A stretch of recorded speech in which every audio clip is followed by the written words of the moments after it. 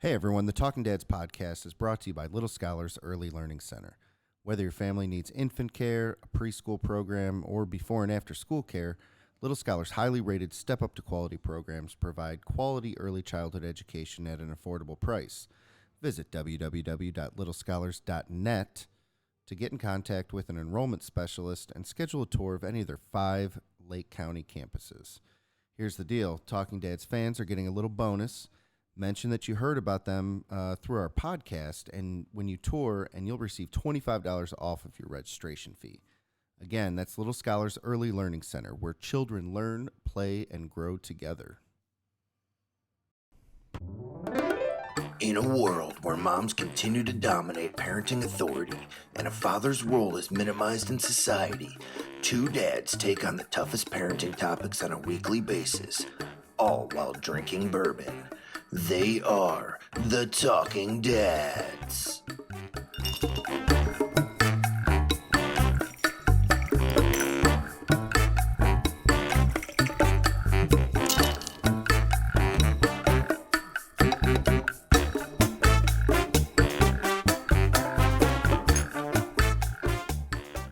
What's up, everyone? Thanks for tuning in to another episode of the Talking Dads. I'm Ian. I'm Steve. And this is episode number 27, and tonight we have our good friend Chris Huber with us. Welcome. Thanks for having me, guys. Absolutely, yeah, man. The way we always start off is give us your dad profile. So give us a minute or two, talk about who you are and about being a dad. I'm Chris Huber. I just recently got married in April. Congrats. To a beautiful woman named Danielle. She had already had 2 daughters, Bella and Callie. So I am a stepdad. Awesome. Was with her about 3 years. Okay. And just kind of grew with the kids, and their dad kind of went away on them, and they never really had a father figure around, and just kind of accepted me with open arms, which kind of makes it a lot easier being a stepdad. For sure. Yeah, that's amazing. 'Cause you never know how that can go. Right. Especially with, so how old are they again? So 9 and 12? Yeah, Bella will be 12 on the 16th of this month. Oh, nice. Coming up. Yeah, that's cool. So I believe that you will be our very first stepdad only, right? Is that correct, Steve? I believe so. Yeah, that does sound right. And that's awesome. That is cool. And like I said before, too, it's like you never really know how something like that can go, right? Right. Go ahead. I was like, oh, no, it's fine. But like with like a 12-year-old, it might be rebellious or not like into it, but obviously, like you said, they welcomed you with open arms, and it was an easzy transition. It definitely has its challenges. For sure. I mean, it's been easy, a lot easier than I expected. One of like the biggest moments for me was, the girls, like both of them, both Callie and Bella, like when you're in school and you have to write down like, what are your favorite things or what you did. Like they wrote, I finally have a dad now. Oh. And like you bring that kind of stuff home and you read it, and it just, your heart just melts. So. Oh, for sure, man. That's amazing. That's so awesome. Being a dad is so much more than. Right. I mean, you could be stepdad. I mean, you're their dad. You're taking care of them. Sure. You do anything for them. I mean, you love them like they're your own. Right. That's amazing. Good for you, man. That's awesome. That is awesome. So we've known you for a long time. Mm-hmm. And that's crazy. I'm around kids, right? I'm glad you brought it up. I wasn't gonna say anything, but yeah. No, but that's cool. Like we, don't stay in contact nearly as much as we should. But through the Facebook world and everything else, I see, you hanging out with your daughters, and that's pretty amazing. I love seeing that because, it just shows what kind of man you are, and we've always known that you're a good dude, for sure. But I think when kids come into your life, and I don't care if it's you watch them being born or you're just now responsible, you have that responsibility. Like shit changes, right? I mean, yeah, for sure. I can kind of see the youngest one. I mean, she loves me to death. Mm-hmm. Looks up to me. So you could kind of see some of your own traits rubbing off on them, and you're like, well, I gotta dial back a little bit. Like, okay, yeah. We don't need any more Chris Hubers in the world. That's not true. That's not true. So, also tell us a little more about yourself as far as what do you do? Like, what's your thing? What's going on in your world? I was in the Army for 10 years. got You out. were in for 10 years? Yeah. Holy shit. Yeah. Got out a little bit ago. Just happens to be 7 years ago. That's how fast time flies. Right? Yeah, I know. Because we went in around the same time, and we'd be damn near retiring. Right. Got out of the Army, took a little break, and then I ride with a local motorcycle club called Saints of Mayhem. Well, through my dealings with the club, we do a lot of charity rides, and rides to a lot of different places. And then I happened to find the Sub-Zero mission. Like one of my good friends, his uncle, happened to volunteer with Sub-Zero. So he was like, yeah, come check this place out, come to the motorcycle ride and see what they're all about. So I go and... You're right. So I go for the ride, learn about what they do. And I'm like, that's pretty awesome. Like, how can I help out? Well, they're like, our Blue Coat team, which is our delivery team, who, delivers all the warming items to the homeless. I lost where I was going with that. Oh, after I learned more, they're like, well, contact us more in the winter, and we'll kind of feel it out from there. So I waited a little bit, and then, I saw a post that they posted on the main Sub-Zero Mission Facebook page, and I sent them an email. I'm like, I'm an Army vet, I'm just looking to try to give back, find another mission. Mm-hmm. So I come in for an interview, and, everything goes well, and then I start doing the first couple missions with Sub-Zero, and then just kind of snowballed from there. Yeah. I'm now the operations chief. I oversee all daily operations Sub-Zero mission. It's just crazy how one little thing just kind of leads to another. Yeah, or, for sure. One little connection or... Well, it's such a positive thing. Like I see, again, through social media and stuff like that, see how much good you guys are doing, and you in particular. I mean, you're out there. I mean, whether it's through your motorcycle club or just on your own, like you're always posting about it. You're always trying to do more. And that's just incredible. So it is. What is the actual mission of Sub-Zero mission? Like, I don't need like a mission statement. Yeah, right. No, the Sub-Zero mission was actually found by 2 Marines. Oh, really? They were sitting in the VFW just kind of drinking beer and hanging out, and someone told them about a homeless guy living underneath the bridge in Painesville. So they were like, hey, we have all of our gear from, all of our cold weather gear from the military. Why don't we take it and drop it off to that guy? Yeah. So they went out there, found the guy, was real thankful. Some of their friends had heard about it. So then people just started bringing in, all kinds of items, just anything you can think of. Mm-hmm. And they were filling up the basement in the VFW. So eventually once you start getting all that kind of, donations and monetary donations, like, oh shit, we got to do, this start a 501c3, and legitimize this. So they were in the VFW for, like 2 years longer. They kind of outgrew that. They moved into a friend's carpet barn. Was in there for about 2 years, and then we finally settled in where we're at now in Painesville Township. Okay. That's incredible. It's just the power of, just awesome. 2 people, wanting to be doers. Yeah. Like we say, like activism, what's, the first 3 letters? ACT. Right. Yeah. Anyone could have sat down there and drink their beers and be like, yeah, that guy's great pretty idea. cold. Like I have my stuff at home. We'll get them tomorrow. Yeah, it's like you always come up with these I do ideas. that shit all the time. You think of like, oh, we could do this. Yeah. And then you just forget about it. Right. And you don't do anything about it. You don't do anything. So what you guys did, what those guys did was amazing. And I've been looking into it a lot. And since we have our event coming up, what is that next? Series of events. Series of events. And that's next. Yeah, next Thursday. I'm not sure when this one will actually air, but it's true. Pretty quick. I think I'm going to that. try and get it out for next week so that we can kind of promote it. But yeah, next Thursday, which is the 14th, we're doing a bourbon event over at Garage Bar. Mm-hmm. It's a bourbon release. We talked to you about stuffing the barrel. Yep. So we're going to have bourbon barrels, like full-size barrels, and hopefully people can drop by, bring in hats, coats, gloves, boots, socks, and sleeping bags. Sleeping and bags. Yeah. So are you guys doing, other things too is like, does anybody ever like donate like tents or anything? Is that something you guys do? We or do is that, get tents. Tents, socks are in like our other... Yeah. What we stick to our Stay Alive 5 just because it's easy, catchy. It gets the target items that we're looking for. Our Stay Alive 5 is the hats, gloves, coats, boots, and sleeping bags. But we do take, new socks and tents. Okay. So, I don't know how to say this. I'm like super naive to, like, there must be enough people out there that need this. Oh yeah, Especially in my county. last year we passed out 12,000 items of that Stay Alive 5. And you guys were doing this. Did you guys go to like was it in Columbus? I saw a video. We cover an area from the Lansing-Detroit corridor all the way to Buffalo, New York, pretty much all I-90, and then we go down to Dayton.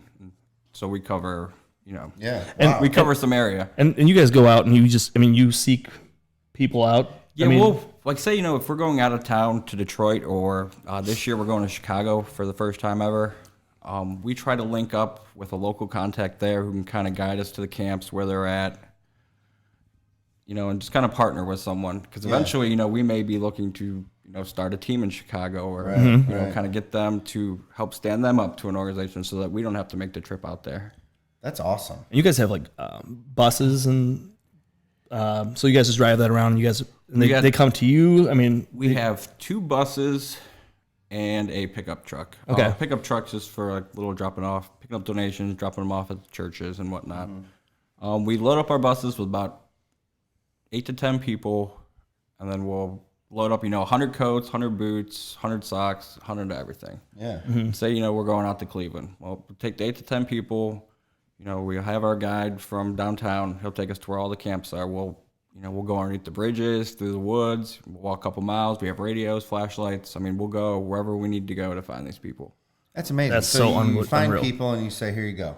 Like, Right. stay warm. Yeah, just trying to give them what they need. We believe no one should freeze to death in America. It's the 100%. greatest For country sure. in the world. Yeah. No matter why they're out there or what they did, I mean, that doesn't matter. no one deserves to. Freezing to death is a terrible thing. Yeah, and in living here is just. Yeah, we got our first like real snow today. Yeah, and it's only okay. So think about it like this. So it's what 35 degrees. Think about when we're in the negatives It was that we get freezing sometimes. walking, Like last year, walking negative in 26, here. I was right? freezing Negative 26. walking- Yeah, God. I mean, it's easy to be homeless in Florida. That's why I tell sure. all these guys, why are you up here? start heading down. Yeah, I mean it's brutal. I mean I just can't even imagine. And what you guys are doing is an amazing thing. So and you're cool. just, I mean, you're saving lives. I mean, you're making a huge difference. We are, but sadly, we're just wiping the nose of an epidemic that jobs and housing is Sure. Yes. the end game. Absolutely. We sit down and we're trying to figure out a way how to get to the end game, how to get people actually off the streets. Yeah. Last year was the first year that we added a veteran coordinator. Being founded by veterans and most people on the delivery team being veterans, we felt like we can do more, for the ones we come across, which seems to be about 1 in 4, 1 in 5 of the people we talk to, are veterans. So when we find them, we have a board that we track, at our headquarters. We call it the Woods. We'll take their name, location, date of birth, social security number, if they got a DD-214 or not, and then we'll go through and we'll start, throwing darts at a dartboard. Our veteran coordinator was Tim Hickey. He was a Marine. He was an O-331, so he was a machine gunner. Yeah. So he just likes to throw rounds down range and hopes that shit sticks. That is awesome. So he'll just start sending emails, to all the other local organizations and, housing authority people and VA, whoever. Yeah. Being a nonprofit, we can kind of rattle cages and keep calling and just kind of pester people until, we get a resolve that we are comfortable with. I'm literally blown away. Like, I mean, last year we got 6 veterans off the street. I think there was a number 6 housed. that's awesome. That's fantastic. And I mean, without you're, like some, making, you're making it's a okay. Yeah, like you said, you're making a difference, and might it be something that seems small, but that's a huge difference, right? I mean, like well, it seems small to you, maybe, you. because you have this huge picture in mind, but to the big to picture those is 6 guys, like you literally changed their lives. Yeah, absolutely. Right. It seems small to me because I want to save them all. Right. Absolutely. Right. I mean, 100%. you guys know, and you guys, as both of you as veterans, I mean, you hear a lot of homeless people that are Yeah. a lot of veterans, right? Yeah. So it hits close to home, and we all want to do good things, and Yeah. the fact that you guys are actually out there doing something, though, that's the big Well, thing. like you said, act. Like it's action. Act, yeah, That's action. going That's on. huge.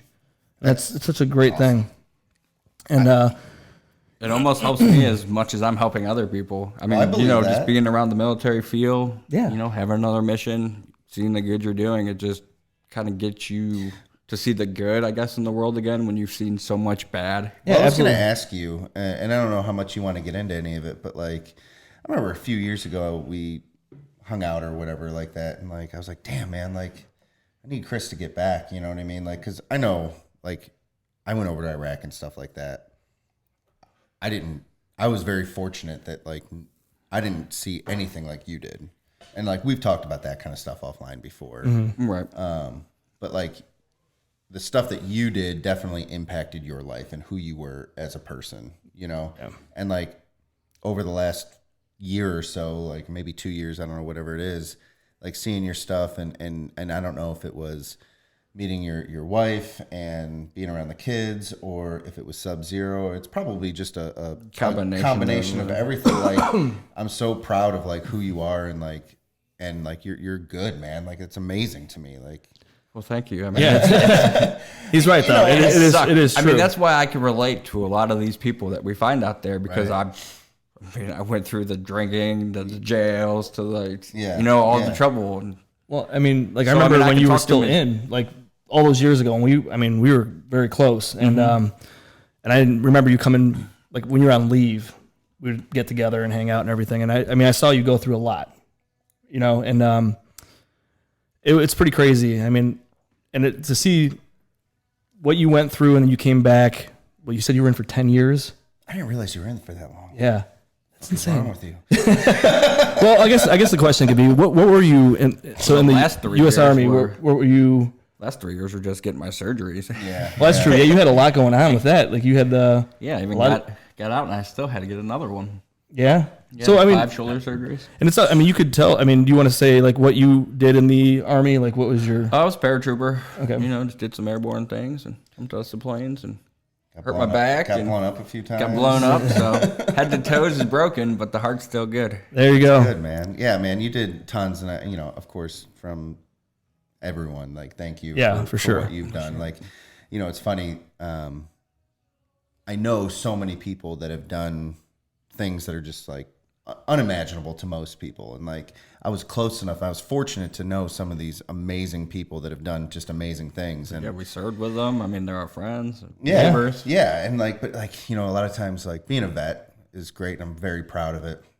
And sometimes you feel bad, like because people say, "Oh, thank you for your service," and like, I did 28 months total in country, and like I said, so fortunate that like I never really got into anything, I mean, I remember at the time being like, I want to find some shit, everything else, but like here I am 10 years later, 17 years later, whatever it is, like I'm so fortunate, and I say that all the time, and there's people are like, "Oh, thank you for your service." I'm like, dude, I did some time, but like, But there's still, some- hey, you there's did some it though, guys man. out You there. you went so Because you you're went in humble, there like, though. I still like, Yeah, man, don't thank me. it's so Go weird, thank that isn't it? Vietnam veteran Isn't or it the so guys that weird? you didn't thank. Like, But Yeah. but the thing is, like you guys went in there not knowing what kind of shit you'd be going into, Right. So I mean, just the fact that even if you didn't go, I mean, you did have, I mean, Well, you had like, an idea, like like possibly the worst that could happen. like I was pretty positive I was going to go to Iraq. Like, that's Yeah, why I because joined. so around our time, yeah, because you guys both joined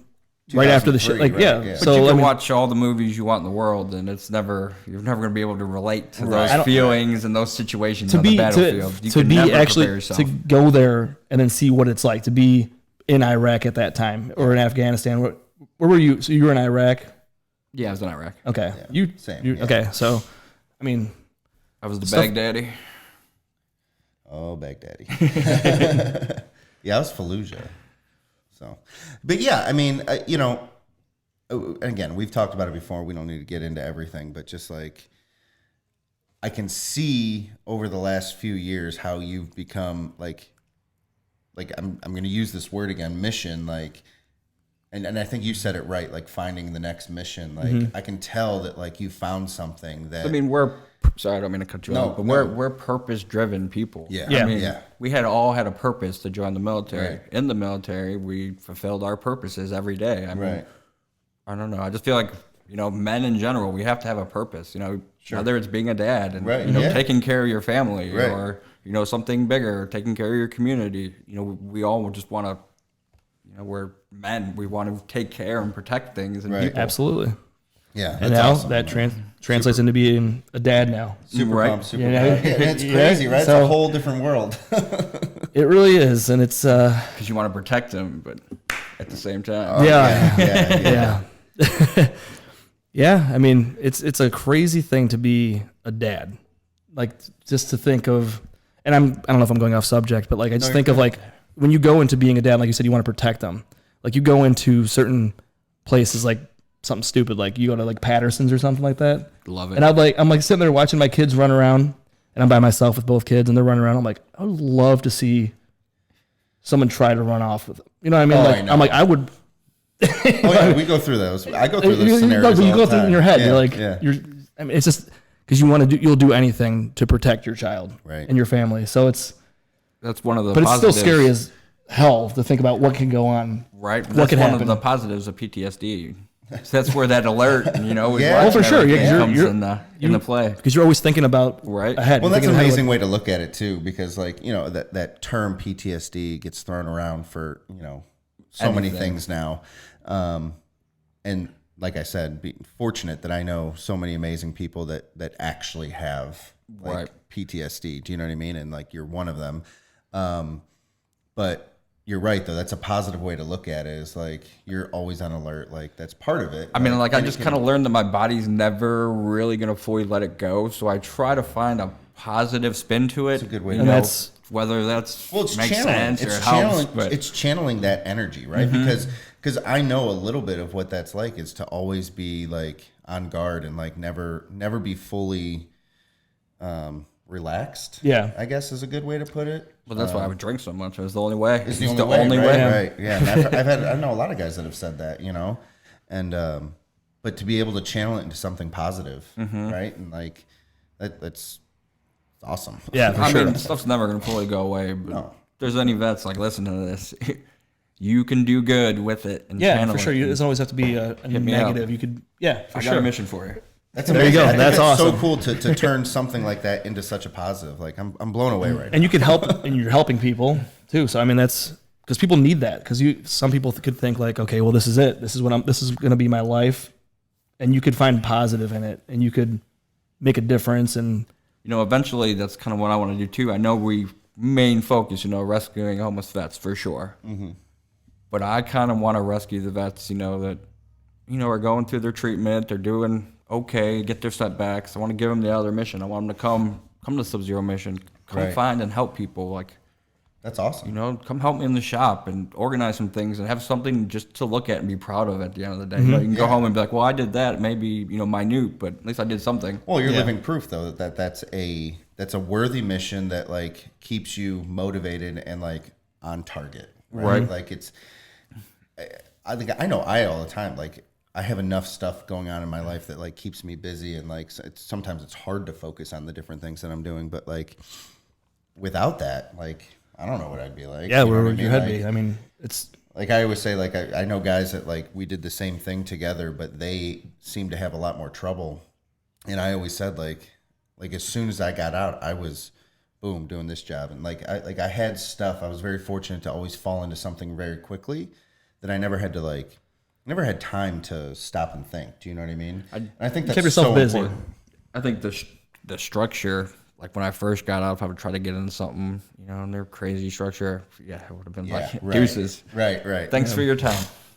Yeah, I've been there. But now, I mean, it's, we have the chaos in the business. You kind of get that anywhere. A lot of the chaos is me thinking it's chaos because I care too much. When in reality, you can just be like, yeah, it's not a big deal. Right. But to me, every little thing, kind of like in a combat zone, there's someone out there freezing or dying, and I have to get to them. That's awesome. So I treat everything like, it's the end of the world. Some people may not like me for it because working, everyone's volunteer and whatnot. So when I'm like, hey, may Get this may done. upset some people. You're here for a reason. Let's do this. but you're getting the job done, and that's the way you do it. So It's very cool. yeah. So on a lighter note, can you walk us through a little bit? So you met your wife, what did you say, like 4 years ago, 3 years ago? Yeah, we actually graduated with her. Oh, really? Or I actually graduated with her. So Okay. she was a year younger than you. Okay, Chris. gotcha. Oh, so she was from Menor? Yeah. Okay. I didn't know. Well, it's a huge school. Huge, Right. huge, I tell yeah. people all the time, I'm like, when we the crazy thing about Menor is like you'd walk through the hallway every single day, you'd see somebody you've never seen before. Yeah, yeah. Or like at commencement, they're walking, and you're like, who the hell's that guy? You mean like Commencement. 9 hour? 9 hours. Oh my god! And they split it in half. And they're reading two names off at the same time, and it's still 4 hours. Yeah, it's crazy. Yeah, it's insane. It was a graduating class of like 900. Yeah, It was. So yes, the fact that you didn't know her, that's not a I surprise. don't know. At the time, I felt like I knew a lot of people. You're right. I know. Same. But when you met her, and so she. Well, we reconnected on Facebook. Okay. You know, we're talking on there for a little bit. Then we went out. I think we went out and met at B-Dubs. Good spot. I know, right? Watch some sports. some B-dubs. That's always my go-to. It's like my favorite place. Yeah. B-dubs and sports, man. But yeah, So she had her kids already, Yes, Yeah. she did. and so like, what's that like? Is that terrifying? Is that? It can be, Yeah. but like she invited me over a couple days later, I think. You know, and I knew she had kids, and you know, kept an open mind. Like I didn't want to go over there being scared. Yeah. You know, like I knew that if I was gonna say yes, I'm coming over, that you know I had to be pretty serious about it because her kids were probably gonna be there. Sure. Yeah. Sure. So I went over there, just kind of met everyone. We hung out. You know, she'd be taking care of them and cooking dinner and doing all that stuff, and I'd just be kind of watching TV. And seems Well, yeah, like 'cause I mean, 3 years later, it's kind of the same thing. You know, and then I mean that's tough because I mean I know a lot of people that might go into a situation like that might be I don't know, scared away maybe, but the fact that you went in and kept an open mind, like you said, and here you are today. You're married and you have 2 daughters. Right. I mean that's I had been dating around, and kind of at our age, dating around. Yeah. Someone without kids is, you know, kind of tough. You know, I didn't want to set limits on. Well, I only want someone with 1 kid, you know, because I mean, if you love someone, you love someone. Right. Doesn't matter how many absolutely. kids you If have. it's there, it's there. Yeah. And if you go in thinking like that, then it's just doomed. But no, I mean, I go in and met them, and you know, That's- just kind of don't want to say, I don't know, dated the kids with. Well, no. That's That's fair. I mean, because you're not dating. You know. no, yeah. Yeah, you know, but that's fair. Like, it's the whole package, know, right? Like, right, you like- go into it and knowing. We had some nights out by ourselves, but most of the time was, you know, spending time with her and the kids. And Yeah. Yeah. if you're gonna marry someone or go out with someone with kids, that's kind of how it has to be. Right. Yeah. Well, that's good though. I mean, like, there's a hard. lot I of had to guys have- that won't do that. I had to have 3 girls fall in love with me, not just one. Yeah. That's tough enough in Props. itself. One's tough. Yeah. Right. And the kids got to be even tougher, I think. Oh, it's got to be. I mean, I can't imagine. I mean, you know, I had to, like, did the whole thing with my wife for what, 7 years before we had kids. You know what I mean? So, Yeah. like, we did everything that we could, and then like kids just like rocked our world. You know what I mean? And we like planned on it. You know what I mean? And like you. I don't know if that's what you were planning for or looking for, but like you said, you found somebody that you connected with, and it's just got to be a different way to do it. And I'm glad you did it because again, I think that Oh yeah, I love it. Yeah. And Yeah. there's nothing better. Yeah. That's But I mean, I kind of had a plan. You know, 20s are for you. Do your 20 things, get all that stuff out of your system, and Yeah. then 30s. I mean, if you're not sick of it after 10 years, then cool, do your thing. But Right. it's time to settle down. I mean, to do that, what we did in our 20s is, I don't think I could ever. Yeah. No, It's tough times. right? Now the times that I'd love to go back to, maybe for a little bit, was playing ball when we were like, Okay. what were we, like 10, So 12 years these old? guys, we all played baseball together. But I was always like 1 year ahead of you guys, so I'd play with you Yeah. for a year, and then I would move up to the Yeah. next level. I was always like going back and forth. Yeah, you were going. Right. Yeah. So these two, what would you guys call yourselves? Maybe the baseball version of the Bash Brothers. Yeah, we were like the Pony League's Bash Brothers, man. We were, and everyone hated us. Oh yeah, Especially we were the worst. umpires. We had we had a touch of aggression back then. Oh yes, I would say a touch is a good way to put it. Yeah, man, You got that good was so fun. stories? Like we would, But we were good. we were good. We were awesome, man. Those Hey, teams were McMahon. so fun. McMahon, baby. Yeah. Yeah, we had Tyler Bortnick on those teams. I'm trying to think of who was all like on that opposite on the younger team. So Mustard, Billy always on those teams. Yeah, I don't remember everyone on the teams, but Like we used to just like crush balls and then just like talk so much shit. Get kicked out of games. Get kicked out of all the games. Yeah. Fight to throw things. That one. Someone urinated on the mound of Wycliffe. Yeah, Wycliffe, yeah. Yep. Should I guess which one it was? Wasn't anybody else. Okay. No. Why? Who are you going to guess? I was going to flip a coin. It could have been both of you. I don't know. Was it Munson? No. No, that we had like the big fight. Oh, no, CLP. CLP. Concord Leroy Leroy. Perry. Yeah. Yeah, that's when Who's some your dude like coach? said That was something when to at the my end of the mom. game. It was at the end of the game, and like they wouldn't shake hands or whatever, and like someone spit at me, and you were right behind me. No, I think Or that was was it the opposite?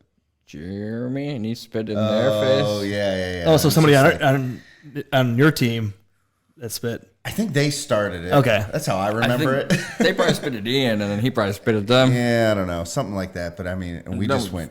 I just remember the thing I remember from that is my dad, like, 'cause he was like back at his truck, like smoking a cigar or whatever, like getting ready to go, and like he sees this shit, and I just see him running towards me, and like he stops, and he just like looks at me, and I start wailing on this dude. He was already mad because you had chucked the bat. Oh earlier yeah, I in almost the hit your game. brother, right? Yeah, and I almost hit your little brother. God. Yeah, I like struck out or something like that and whipped the bat. Was it swinging or looking?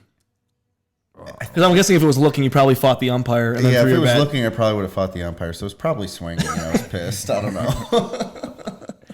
Oh my god. Oh god, those were amazing times though. Those were so fun. Baseball, man. It was so good. Those were the days. So much. That league. Good times. So this guy was always good about having your back, though. Oh yeah. Try. Dude, you know, I'll never forget. There's a story. It might be inappropriate, but it's not that inappropriate. It's just gonna be I love there's gonna be some inappropriate swearing. stories. There's gonna be some swearing. I But don't even know if I know this story. no, we were at the mall. So so it's nothing crazy. Nobody fought, nothing like that. But I remember we were at the mall. It was like me, you, knew for like Fatiga or something. And this dude was coming through the parking lot in his car, and he said something out the window to us, and you put your head into his car, into his window, like just put your head in there and go, "I will fucking kill you." The dude just goes like, sits up straight, rolls up the window, and starts going by just real slow. I'm like, That sounds but no matter what, this looking dude, at us. yeah, well, see, this dude was always good to have your back, no matter what. He was just a good guy, is all I'm saying. That's because I thought about that because you're saying when you got in that fight in the game, I he was right behind you. remember And very vividly that he was behind me, and like something happened, and I saw, and I went to go turn because I was like scared of what was going to happen, and I turned, and it had already happened. like I wasn't nearly fast enough. It could have been though. you're fast, Ian. Getting faster. I know. Hey man, at that Browns training camp, I ran like a 4.95. No way. That thing wasn't right. I was gonna say. I mean, I ran that's like pretty good speed I think I there. ran like a 12 something. Dude, I was like, if I come under a 5, I mean, I was like, I don't want to say what I was when I was running in high school. Oh, no big deal. Well, I won't say it fast then. in high school. Yeah, that's true. I'm talking about now being fat. oh my god, 4.95. dude, that's really good. Right? I ran like a I 12 was playing. something, I I've think. been playing softball. This is the first year I haven't played, but I'm telling you, I feel like I'm running super fast around the bases. I really would love to see a video of how I'm running because like I'm running, I'm like arms are flying, and I'm like my knees hurt. Just such good form. Oh, perfect form. I look like T2000 in Terminator 2. Just I did that at the training camp, and my daughter's like, "You look so constipated running the whole time." like what hurts? Okay.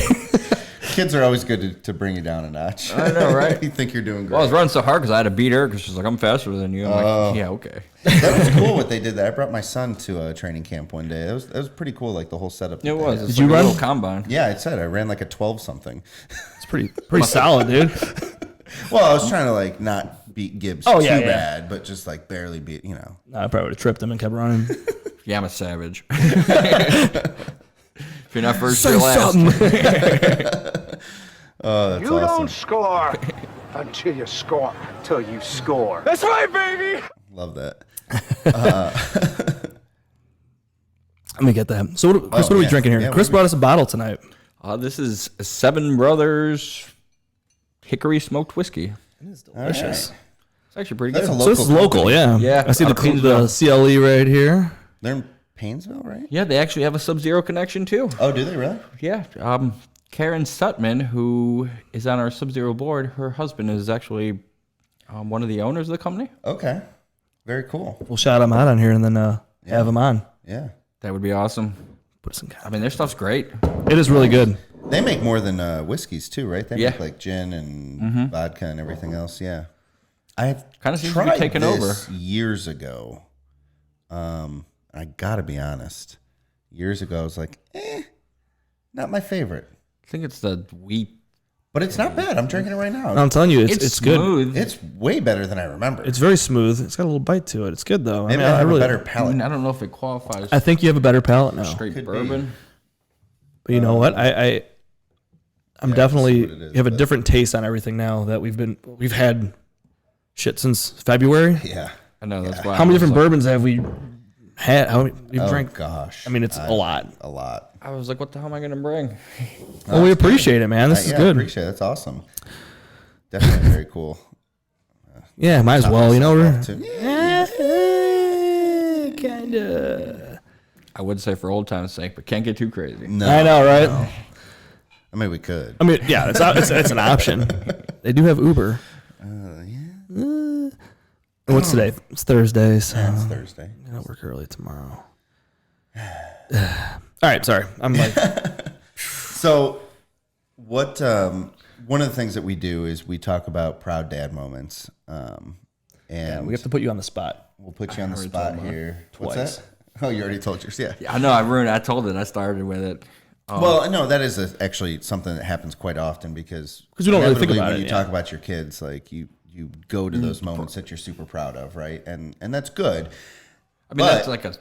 Okay, sorry. So you already said. So what else you can do though is say what you're proud of yourself.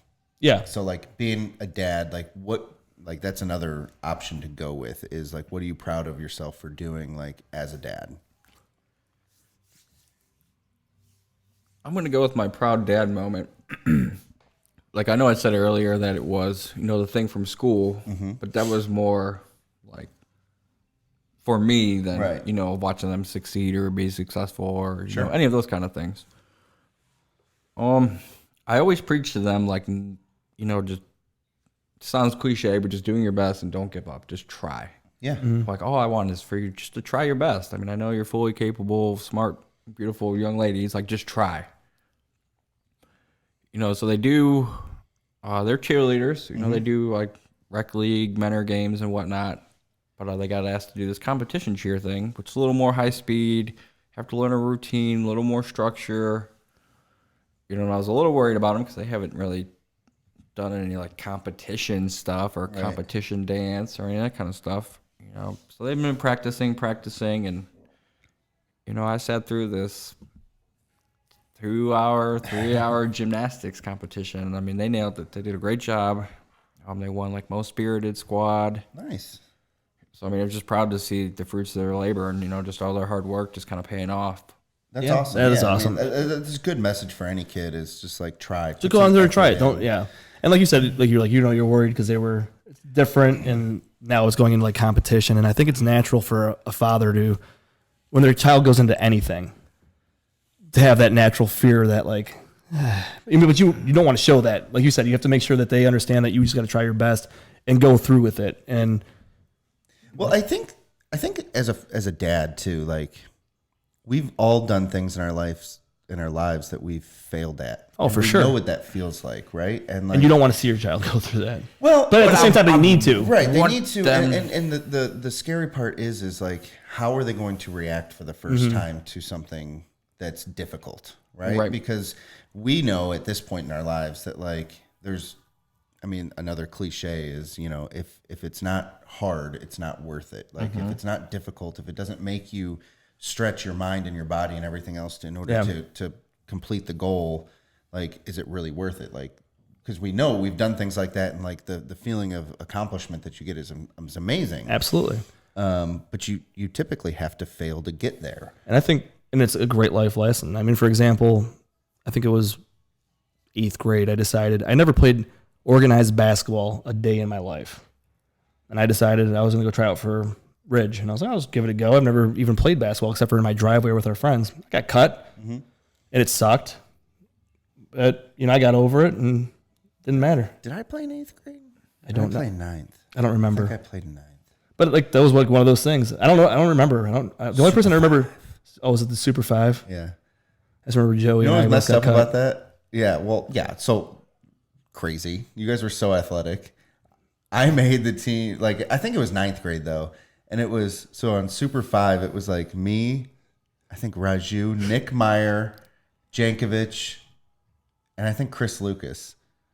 And, like, they called us the Super 5, but really what we were is, like, all right, give the starters a break. like, give everyone a blow for 10 minutes. You guys were the goon whatever. squad. Is that what that was on the Indians? Like the. But we had Meyer on that team who was amazing. Oh yeah. And Jenks is, I mean, he still like kills it in rec leagues and stuff like that. He was always good. And Raju, tall, and he was always good. I gave organized basketball a try twice, and it was in 8th grade, and then again when I was like 20, and I was playing at Lost Nation, and I remember going up for a layup against Elvis Grubach. Really? Oh yeah. Is he still local? Yeah. Yeah. He absolutely murdered me. Blocked my shot. It was the worst foul I've ever seen. I thought every bone in my body had been broken. I'm just like laying there. I'm like, okay, this isn't for me. I didn't get the foul. I just remember being on that team, being the most pointless body on that bench. I was launched. Take a charge. Take a charge. Literally, that's what they would go in. I was what was it for Major League? Dorn. Go in there and take a pitch. Dude, I would just launch threes. Oh man, I make them every now and then. I was just so good at Around the World. And around the world is amazing. what was the other game we used to play? 21. 33. Oh, God, dude. One bounce and 33, and then knockout. Knockout. Oh, fuck, knockout. Can you imagine playing a round of knockout right now? Do you remember knockout at Myers? Yeah, I do. Do you? Oh, So I'm surprised Ian even had kids after this. seriously? So I wish I could stand up and show you Oh no, how this please all went don't. down. I'm not going to hit you, but I'll try to do it while I'm sitting.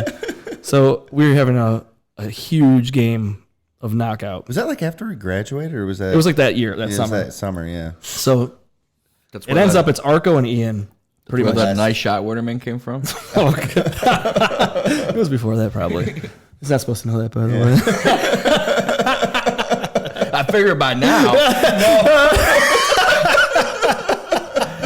I'll still be in random places. I'm like, yeah, nice shot, Waterman. I said it to Sam the other day. Oh, did you? Oh, God. Okay. Anyway. So anyway. It was like me. Was it me and Arco were the last two? No, there's still people there were left. still a few So people left. Ian gets the ball, and so Arco takes a shot. He bricks it. Ian grabs the ball and like launches it, right? Yeah, yeah. So Arco has to go grab it, but as Ian's going up for his shot, Arco comes over and hits him. I mean, uppercut, like Street Fighter uppercut to the balls. Like, I mean, crushed him. Right in the- so Ian, right in the side. Ian gets hit. And he's got the ball in his hand. He goes, oh, tries to shoot, and then he goes, oh, and just falls out of the crowd. Dude, it was miserable. I had to drive him home that night, and the whole way home, I had to avoid bumps in the road. I was going like 20 miles an hour. I couldn't even pull into his driveway because he was in so much pain. I had ice, bro. I could imagine. I'm telling you, the uppercut was unbelievable. Oh, what a shot! That would have been the most epic Kobe moment ever. If you made, if you would have, gotten it up, but yeah. yeah, could you get it up after that? Oh my God! But obviously, Hit it anyway. Oh, sorry. Anyway, I missed the volume was down. But yeah, that was one of the best moments I've ever experienced. Yeah. You guys want to play like one bounce now? Yeah, totally. Can you imagine? With one of those wall ones, right? Yeah. trying to Maybe be- I'll Yeah, put hopefully our the ball foot. comes right back to us. We're just in roller chairs. Still exhausted. I'm burdened. All right, sorry. So, okay, so where were we going with that anyway? I don't know. We started talking about proud dad moments. And Oh, we were talking about like sports and just letting kids try. and effort. You gotta and- fail to succeed. Yeah. And a big thing too, like you said, try your best. No matter what, like if you're gonna go out there and do something, try your best. Yeah. And my son like always say like he's 2, but he's always trying to do something, climb on something. He's always saying, I can't. I'm like, Yeah. buddy, never say I can't. That's like That a word you don't say. drives me insane. I'm like, I can't. I mean, I bet he could say like 4 words clearly, but Right. but he always says I can't when he can't get up on something. I'm like, buddy, you can. No matter what, you can. Yeah. Never say it. I'm like, that is not a word you could say in this house. Yeah. I mean, I've always tried, like, especially Gibbs. Like he I don't want to say gives up easily, but like he doesn't have like I drive into him that like if you're going to do something, do it completion right. or try to completion. Yeah. Like put the effort in, you know what I mean? And but he'll do that. He'll be like, it's too hard. I'm like, no, it's not. And I'll sit there and I'll make him do it. And then he finally gets it. And then I like blow him up, like huge high fives. Yeah, that's the thing. Positive reinforcement. Right? You want to make sure that you celebrate small accomplishments. Like, it's still like he still defaults to that sometimes, and it like drives me crazy because I'm just not wired that way. Well, no, and you don't want 4, and you don't so exactly. But let's like if Sam does something, he's like, oh, that was a bad shot. I'm like, there's no such thing as a bad shot. I'm like, you're trying. Yeah. Just try to, I'm like, try it again. And I always say, I stole this from Batman, but like his dad, like that clip, they always come back and it's like, what do we do when we fall? Oh, we get right back up. Yeah, you know? So that's what I always try to tell him. And he's actually, I guess it could be a proud dad moment. He actually says that now. Oh, I'm like, what happens when we fall down? He goes, I'll get back up. I'm like, exactly. Bruce like, Wayne I'm like, there. I'm hoping. Love it. Yeah, right. Love it. Yeah, I'm hoping for Bruce Wayne on a lot of levels there. We all are. He's not going to get that money from me, but hopefully he could do something. You know, and I mean, that's what it's all about, just not giving up, using your brain and thinking. Yeah. Like, it's just hard because I think when we were younger, a little, like if you had a video game that wasn't working, you didn't go, hey, mom and dad, that's not working. Or you blew in that thing for 4 hours. And yeah, you're getting that game to work. That's what she said. You're right. I'm sorry. I was too busy thinking about Nintendo blowing into the Nintendo games and doing that. Oh yeah. Like flipping it with a flip, right? You push it in, push it out, flip. I don't know how those plastic games didn't break. You exhausted every option. Oh my god. Oh yeah. You didn't just say, "Oh, I'm done." Why but then you would figure out that much. I just want to instill that in them. Just keep trying till you get it. Like, And you're I think gonna fail, but just try. But I think there's so many more things they could be like, screw it, I'll do something else. Because there's so many different things now. So like for us, like the Nintendo game, like you had a few games, and then like you had to get that to work, right? And you were determined to get it to work. I mean, I remember getting a screwdriver and pulling the thing apart and trying to put it back together and clean it out. Yep. And so I could get the game to work. Yeah. Like I remember doing stuff like that because like you had to get it to work because that's what I needed to do. It's funny how kids are wired though, because I see my daughter who's 2.5, and like just today she goes, "Daddy, I want a glass of milk," and I'm like, "No, you're not. Milk's before bedtime, whatever." And she always still asks, and I'm like, "No."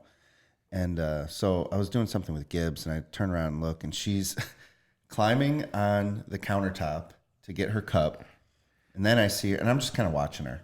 She gets back down, then she moves the chair over to the refrigerator, climbs up there, opens the refrigerator, and like goes into the grab them. And like at that point, I stopped her, and I was like, "All right, you can have some milk, because that's some freaking determination right there." You know what I mean? Like, isn't it amazing to watch them figure it out? Yeah, she will figure out. She will go over and climb whatever she needs to climb and open whatever. She gets determined and she just does it. Where Gibbs will just be like, all right. Maybe it's the where do younger they one. lose that at, right? Like where are they? Yeah, right. I mean, it's like hopefully they keep that going. Yeah. Because I've watched Ben, like you said, climb up on the counter. So they have those little, I don't say little tyke chairs or whatever the little tables we have at our house. So Ben puts it up to the counter, and he doesn't use the seat. He climbs onto the back of it. Oh god. And like you said, you sit there and watch. And I'm like, okay. And then he climbs up there and he starts going through the cabinets, and I'm like. And it's hard because, like, on one hand, you're like, oh, shit, she's going to fall and, like, smack her face, and you want to stop her. But then the other point of it is, like, you're amazed. She's putting effort into this. Like, let her go. She's determined. Like, it's amazing. I mean, I'm not worried if they fall because, you've seen me in action. It's true. Guy's got dad reflexes like nobody else. Oh, yeah, I could. It's amazing. Get the center fielder in me. It's amazing. I've caught Ben on multiple falls. It's caught my kids. I have. The last one I caught Ben is at Patterson's. He fell off like the bales of hay, and he was. Oh, yeah. I was nowhere near him, and somehow I caught him as like his head was like right here to the ground. I caught him, flipped him over, grabbed him, and everybody's like, "Oh my god, how the hell did you do that?" I'm like, "I have no idea. I was nowhere near him." Amazing. And I just flexed and walked away. It's like touchdown. Yeah. Say something. Say something, nerds. No one was really that impressed. I think in my head. People were impressed with me, but I'm sure they were. Yeah. But ovation. Oh yeah, obviously. I mean, everybody stopped in their tracks. People were signing autographs. Clapping. Yeah, one guy. I start doing slow claps. We should bring it back. You don't see a good slow clap much anymore. So you know who used to do a slow clap for me every day when I walked into lunch? Nick Carabine. Really? I would walk in like at lunch at Mentor High School, and he would just and stand up and start doing it. I wouldn't say every day because it's a lot of school days. Just but a dad, even in school. Oh yeah, so that's my dude. Yeah, I could go on forever on that stuff. But all right, so we covered your clapping for Steve. One person was clapping for me. One person. I'm sure the whole gym got going. No. Cafeteria. Everybody's like, yeah. I got a lot of middle fingers and shut up, douchebag. No one cares. Who the hell is that guy? We proved that wrong. What? Who the hell is that guy? You're like, no one knows me. And then we're just at random places and they're like, That was back in like 2003, dude. I mean, now, like with Talking Dads. Oh, yeah. I mean, you can't even get us. We can't even walk down the street anymore without signing Good luck autographs. leaving here. Yeah. Now you're famous. Congratulations. no, right? People come to me and like, you look lost. You going to Talking Dads? And I was like, yes, ma'am, I am. She's like, right that way. Yeah. I know exactly where they are. Oh, we never shouted out where we're at. Yeah, we are at the Collab. Collab by Notion. Beautiful downtown Willoughby. Beautiful. Yeah. And this place is awesome. Yeah. Can't say it enough. And it's been a little while since we've been here. Oh, no, we did a couple weeks Well, ago. we did a couple, but they were kind of different. We're back We haven't in had our someone in element here now. with us in a Yeah, while. We're back in our element now. It feels good. It's nice. It feels great. It does. I think I'm going to get a regular spot here. Isn't it cozy in there, man? It feels good. It's nice. It's good temperature tonight. So another thing that we do is our Dad hack. So inevitably, so you've been a dad for 3 to 4 years now, and jumped right into the tween stage? Yeah. Yeah, that's a tough stage, and I don't know from experience, but I think of like I imagine it being tough with girls. Yeah, I grew up at with my stepsisters, and I remember them just. yeah. It was just insane around that age. So I mean, It is insane.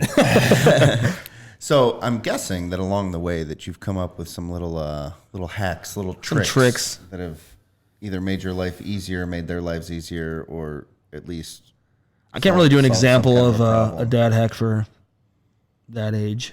No, I don't. Yeah, I mean we haven't been there. No, We just don't know. I don't know. That's what we're here for today. No, that's a tough one. I mean, you always get your little dad hacks, fixing something. Like their stuff was somehow unplugged or whatever, and you feel good because you built something for them and they're all happy. So I'll give you an example of something that I do is a misdirection. So if I'm trying to get Gibbs to do something, or really Sloan I've been trying to work on now, is I'll like misdirect them. So if they're, say Gibbs is playing with his toys and I want him to go get ready for dinner, I'll yell at him and go, "Stop!" And he'll like get kind of scared and looked up. I got scared. And I'll be like, "Thanks." I'll be like, "Go touch the door, come back, turn around and circle 3 times, do 5 jumping jacks, get down, do 10 push-ups, get up, go touch the door, come back." And I'll give him this like list of like impossible things to remember. And but he'll be like, "All right, yeah, I'll do it." And he starts going. And the end result is that whether he finishes it or not, the end result is that he started it and he's now not playing with his toys. Yeah, he's now forgotten what he was doing before that. Get to the dinner table or go wash your hands or whatever it is like that I'm trying to get him to do. So that's like my little hack of like trying to get him to change to get him to do what I want. Yeah. Yeah, I'd say the only thing like my dad hack, say the girls aren't getting up in the morning, giving you a hard time, giving them some shakes, some loud get-ups. Just take a couple drops from a water bottle, start pouring it right on their head. Oh, jeez, here's my chair. You all right there, guy? No. I mean, I'm not saying like soak them. No, but enough to they wake get them up. right up. So that You do works. that, though? Yeah, I That's threatened them with them. amazing. I told them, I'm like, hey, if you guys aren't getting up in the morning, I'm gonna pour water on your heads. They're like, haha, okay. That's an old school move, right? I mean, there. because they're hard. I mean, it's hard to get them up. They're heavy Yeah. sleepers. Now the oldest one kind of gets up on her own, but at first, no, they didn't want to get up, or I don't know That's if it was great. the new dad thing. And That's it's not really a great. hack. It's No, it just, definitely is. I mean, it's a dad hack. I love that. It's, No, it it's is. an old Absolutely. school move that probably is underutilized now. Just the first. I mean, they're not getting wet. Like even their hair. Yeah. Just Yeah. one. Like But the it's enough first to- little enough to- drops enough get to- them up. I mean, you could probably use a dropper if you really wanted to, but Okay, imagine someone doing it too. I mean, you're waking up. You're Right. waterboarding your kids. It's cool. yeah. That's why I said dropper. I use a dropper. No, that's amazing. I remember my dad did that to me once, and it wasn't to wake up. It was taking a long shower. Ooh, yeah. And Was it the flushing the toilet? no, he went out and got I don't know how it was like a those little like buckets for ice that you have at a party or something like that. Yeah, like They're the kinda, ones. insulated. Yeah.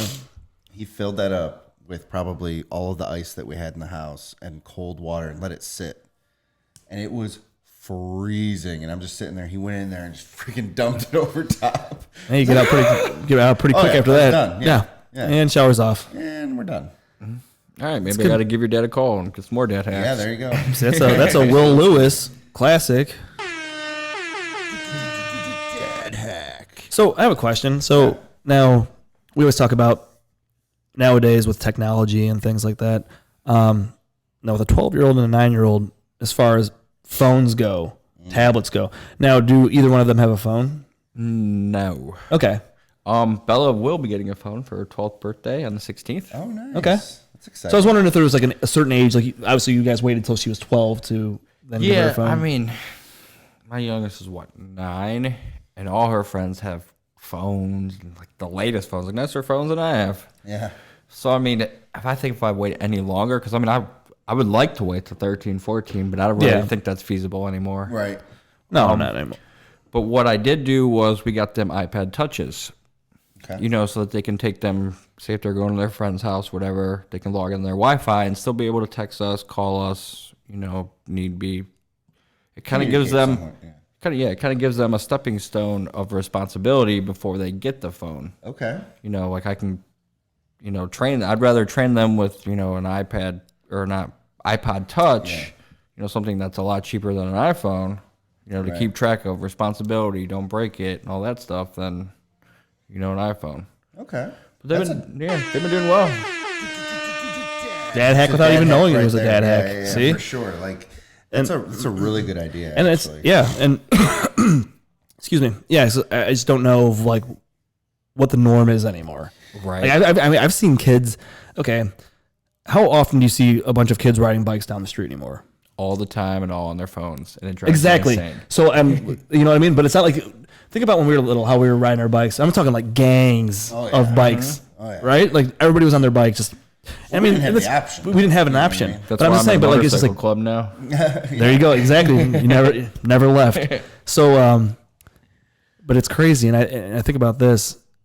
You don't really see a lot of kids outside anymore, right? Not as much as okay. Here's an example. Think about when the Pokemon game came out a few years ago. I've never seen that many people outside since we were in high school or junior high school. That's true. Yep. I mean, I'm talking people. I mean, kids everywhere. Yeah. I mean, the kids were walking around. And adults were always walking down the street. And we still look like zombies, but everybody was outside. Yeah, yeah. There was get-togethers outside. Right, People were this like downtown Willoughby was packed. Yeah, I remember that. I remember in the square there was a DJ. There was Pokemon meetups It's amazing. in the square, but people were outside, Yeah, and the game went yeah. away, and everybody went right back in their houses. So I mean, It's true. I mean, you're probably right. Like I try not to do the old man thing. no, I mean it's the get off my lawn thing right here that's coming out of it, but it is There's some validity to it. Like, absolutely. And I'm not saying it's all negative. But we are the first generation to see both sides of it. Yeah. To Absolutely. be outside and to embrace technology. For sure. So we kind of understand it maybe a little bit better. Yeah, I would agree with I'm that. fully against technology. I hate it. I hate it for the kids. I mean, they have so much access to just crazy false information that it just poisons their minds. There's a lot of negative out there for sure, and there is a lot of positive at the same time. It's the access that you have, and everybody has access to it, which is a scary thing. Because there's no age verification when say your child gets Facebook, and I mean you do have some control over your child getting Facebook, right? Right. So think about when you search through Facebook, you could watch a video of someone being murdered on Facebook. Yeah. Because all you have to do is there's no age verification or anything like that. All you do is hit, I could watch this. I mean, it's blocked off when you get to it, but you could just hit, sure. And I mean, for me, it's someone our age, that's fine. Right, right. But when you get to like someone who's you're your daughter's right. age, that's what right. that's what there's a negative you could find there. I mean, you Yeah, can't argue yeah, that, right? sure. But No, the amount of positives that come along with it, yeah, there's a ton of them. Yeah.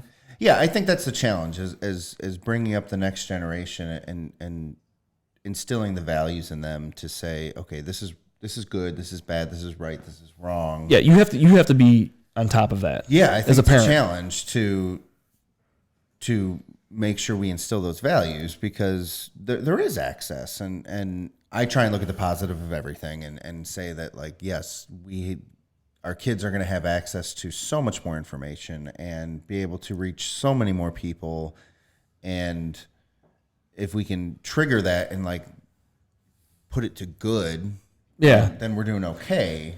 For sure. It's just you have to make sure that as a parent you teach them the right way because like the thing and you're right though, that is at a young age too, because everyone's going to experiment and try and find out different things. And I mean that could be said about when we were younger. I remember going to Blockbuster and renting Faces of Death. Yeah. Or a bad movie. Yeah, we used to do that. You know what I mean? Like those type of things. So I mean, you're going to see things like that. It's just how you take it in. But I feel like at the same time, people, and this is all ages, you see a crime being committed or something terrible happen. Instead of a lot of people, not everybody, a lot of people, their first reaction, instead of going to help or stop or break something up, their first reaction is to take a video of it. Right. Right. And I mean, a lot of people are guilty of that. Yeah, sure. I mean, you see these fights like at schools. Yeah. Where somebody would go in there and break it up. Right. You're like, now we're just taking videos of it. Yeah, that's true. Or crimes, anything. And, like it's just and like that's the hard part is because you can parent your children, but that can't speak to anybody, to everybody else. Right. And even if you parent your children, like there's going to be other influences, right? And so Well, friends are the biggest influence on your life. Well, and that's why I say we've always been Very lucky. very lucky is that we've had Shit, a I mean, we group did of some friends. dumb We did some dumb things, stuff. and You guys had the tightest friends group out of anyone I've ever seen. It's amazing, Like, right? Like It blows my mind seriously every day. it's weird. I mean, it's great. well, yeah. I mean, it's awesome, and it could have gone a different way. Like you know, like any kid could go down a different path and meet the wrong group of friends. Right. It's just I don't ever want to think that their lives are lived through their phones. Like, life is lived out in front of you. Yeah, that's like fair. I could throw my phone in my road, I care less. Yeah. But they seem to be so attached into it, or like I know they're kids, but Right. you know what this YouTuber is doing. I mean, I guess I can kind of compare it to like I was so obsessed to what my favorite baseball player was doing, but I was outside playing baseball. Yeah. I Yeah, wasn't recreating, the stupid and ignorant stuff that they're doing on YouTube. I mean, I remember stupid. Yeah. So talking about Pokemon, talking about baseball, I remember like when we were growing up, baseball cards were huge, and like we used to trade baseball cards and sit around. I remember sitting in like my driveway. Oh, yeah. And, like for we sure. were trading baseball cards, and like the little brothers would come around. We'd try and like swindle some. Oh, yeah. Good Oh, your cards little out brother's of them. friends, that was the best, man. But like, They and wised then, up a like little bit. we were a little bit older, but I still remember doing like the Pokemon cards thing.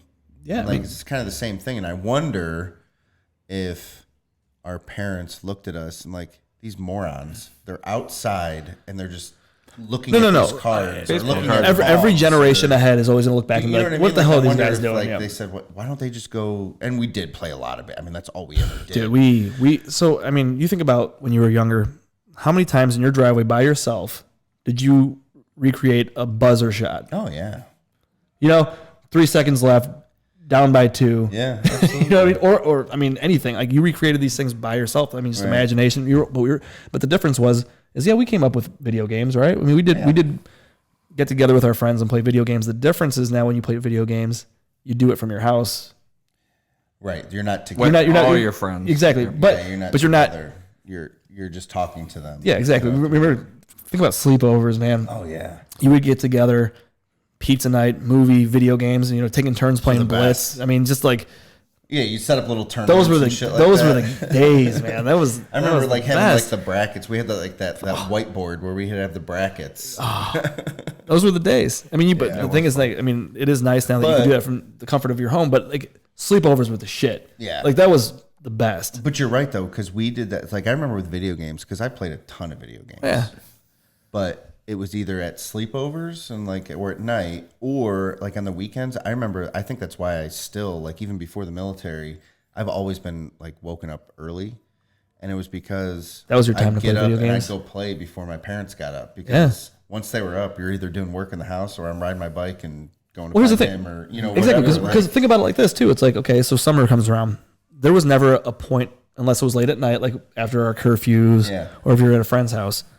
During the day, you weren't missing that time. As soon as you had the moment, like that time that you could get on your bike and ride to your friend's house, we were doing it. Oh, I mean, if I was home, I had work to do or whatever. Like I would. But we weren't missing that time to go hang out with our friends. We weren't missing we weren't missing that time. We were. As soon as you woke up, you were gone. Yeah. Oh, yeah. Usually at Witterman's house trying to wake his ass up. God, Witterman would sleep till like noon. Yeah, and we'd been out for like. We had been out for 4 hours already riding bikes, just doing God knows what, throwing rocks in a pond somewhere, like knocking over some garbage cans or something. I don't know. We're playing sports. I mean, it's a different time. And it is different. See, though. Jay wasn't playing sports because he was sleeping. He was there. That's why we got the nice shot, Witterman. Love you, Jay. He's the best. He is. But yeah, I mean, like I said, like you could find negatives and positives in What technology. I worry about is like we're seeing that, and we recognize it, and what do we do about it though? Like we can bitch about it and say, because like you said, like if you wait any longer, like these kids want a phone, and there's some practical applications to it, like. It's good to be able to know where your kids are at. Sure. Like there's some safety. You can communicate with them. Everything else. But like we can either just bitch about like them not doing stuff, or we can embrace it and try and find something positive out of it. Like I mean, I know I use it to build trust. You know, doing the right thing. She has to have it off. Well, these are the iPods. She has to have them off. You know, before they go to bed at 9 o'clock. So I try to limit when they're on it. Yeah, set you know, limitations what they're on the doing. usage. You know, you don't want to be too overbearing. yeah, it's Like tough. That's another they're still thing too. reminded their kids, and that's my phone, and I'll go on it if I want, but I don't check their phones. Right. You know, so I can give them a little leeway, and you know, if they do something that's not responsible, you teach them responsibility, and you use that number one thing to do it over and over and over and over. Right. Because they hate not having their phones. Yeah, I get that. Yeah. I mean, and I get it because I hate not having mine. Right. It sucks. Yeah, I do. Yeah. You know, but we're all pretty great people, so Yeah, that's true. Obviously, pretty good job. that's true. That is true. That's number one. That's first day stuff right there. But so I'm sure we're raising great humans too. That's yes, the point, man. and that's right? that is our Raise that's good big humans. picture. That is the big picture, and we want to make sure. It's super important. Yeah, I mean, that's it's what this up is to all us, about, right? You know, it is So- for sure. You can take them so far, and like we said, once they get to a certain point, you're gonna have outside influences and friends, and just hope you steer them in the right direction. Yeah.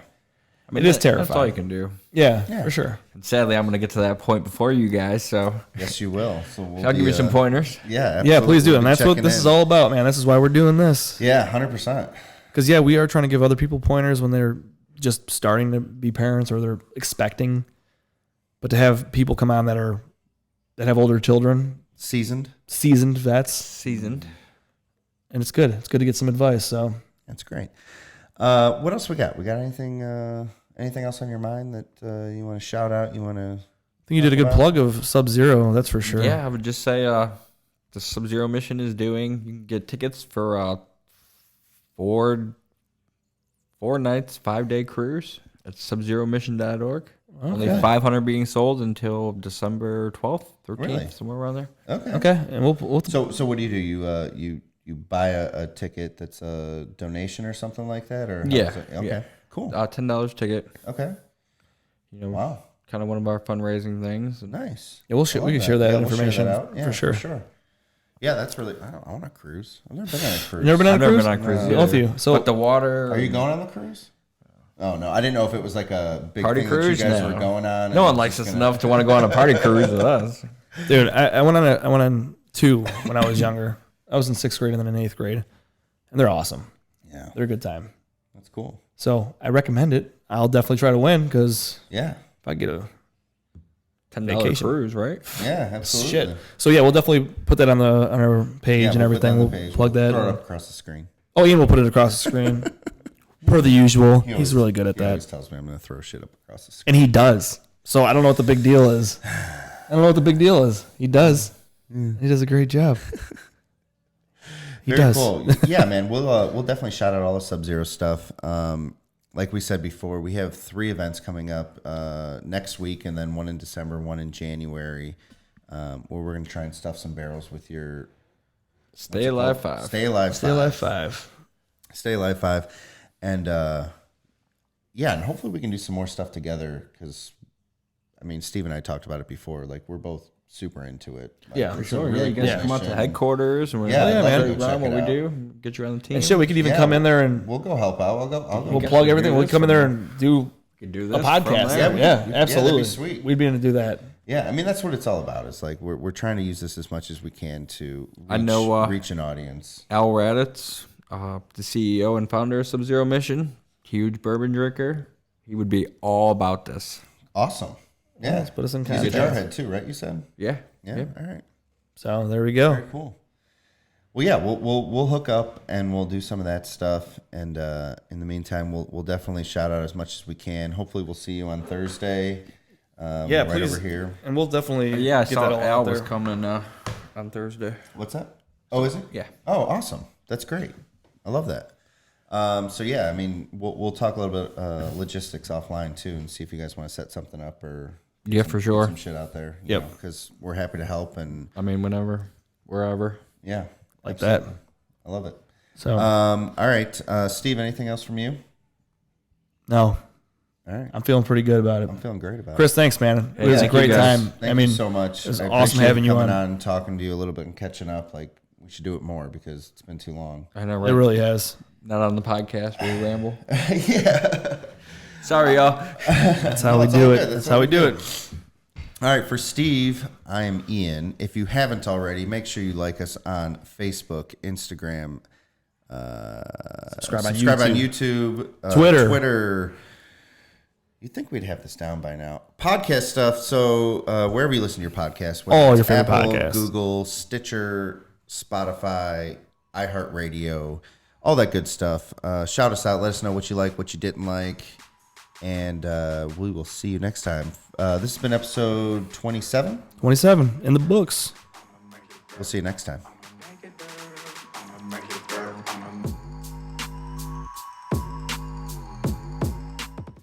Hey guys, if you love what you just heard or watched, and we know you did, do us a solid and hit that thumbs up. Share with your friends and throw us a comment, literally about anything. Your support legit keeps us going. Oh, and don't forget to give us that 5-star rating. We really appreciate you.